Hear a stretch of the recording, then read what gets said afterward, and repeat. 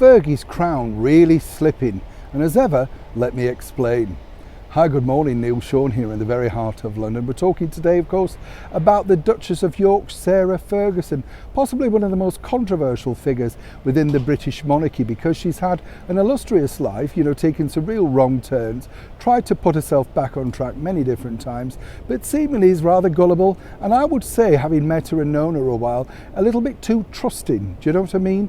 Seemingly very open about many different things, of course, but now she's turned herself into a rather favourable authoress, and I think that's doing very, very well for her. Also, if you remember, during the pandemic she set up Storytime on YouTube, which is still going well now, very popular. I'm surprised no TV channel in fact has picked it up because she's had some great guests come on the show and she's featured some wonderful books which have done incredibly well via her association and of course the many viewers that tune into the channel.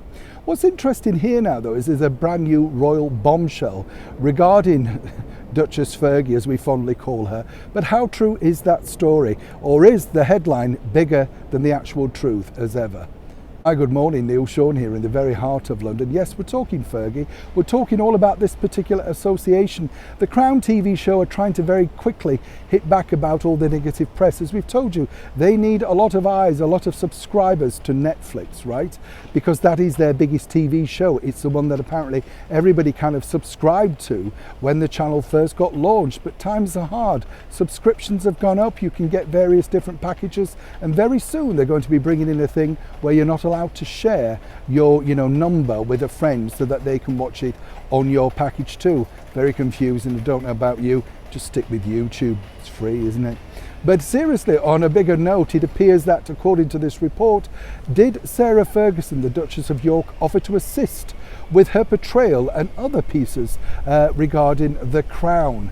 Now the deal is this: Andy Harris, who was a big TV producer way back in my time at Granada TV, did many great comedy shows up there, is of course the executive in charge of this. Now he's come out and basically said that no, the initials meeting with Sarah were regards to her previous novel Heart of a Compass, in which they were hopefully going to be turning into a major TV drama. The reason why that stalled apparently is because of course it's an epic tale set in of course Regency times, which cost a lot of money. When you're doing period drama, it's not cheap, because you have to think of the ballroom scenes, the big houses to rent, the actors, all that sort of stuff. It's not as cheap as people think. He's openly said that there was no real discussion. He jokingly made a comment that she could assist with the crown, and she jokingly replied that yes, she'd seen some of her portrayal and she had enjoyed the wedding scene, but she didn't feel necessarily that the actress had got her off verbatim, as it were.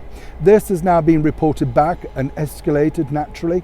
It's interesting to note that both sides have come out and supported each other, so one might suggest of course that this story is a non-story, but once again gets the crown some much needed publicity as people are switching off their subscriptions in their droves. Back to Sarah though, where is she with Heart of a Compass? Well, she's hoping now to team up with a couple of US independent producers and try and spin that into some kind of production of which she will become executive producer. Sarah's crown slipped once again? Well, not quite, but as ever, we'll keep a watchful eye on Duchess Sarah.